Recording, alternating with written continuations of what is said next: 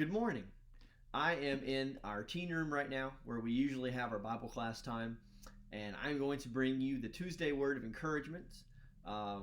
This morning, God helped me fix my Jeep Wrangler, and I'm going to tell you about that as an encouraging word.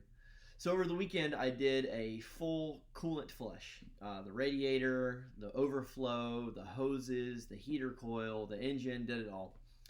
Well, this morning, I noticed there was a little bit of a leak, and when I stuck my head underneath it, it was a pretty major leak. So I looked around, was talking to God the whole time, and fixed what I thought it was. But on the way here to the church building, I prayed and I prayed and I prayed because it looked like a pretty major leak, and it didn't look like the thing that I fixed was going to fix it. So I got here and I didn't look underneath. I came inside because I needed some more time to pray, and so on the way out later to check, I wanted to pray a little bit more, and I did. And when I got underneath it, not a drop.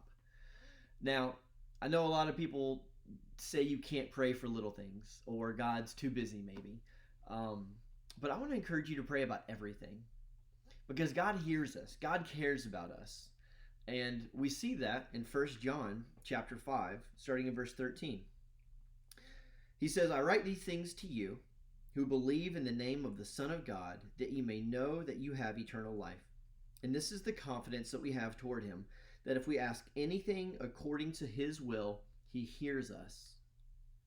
And if we know that he hears us in whatever we ask, we know that we have the request that we have asked of him. I really needed God's help. I'm still almost sure that was a more major leak than I fixed myself. But my prayer was that God would fix my Jeep for me because he's done it before. and I feel like he did. I feel like that's an answered prayer from God. And if God is with me in fixing my Wrangler, if God cares enough about me to listen to that prayer and to do that for me, which I believe he did, he cares about all of us in our bigger request too. So with what's going on around us in the world today, God hears our prayers. God is with us. This didn't catch God off guard. He knew that this was going to happen, and he's with us through it.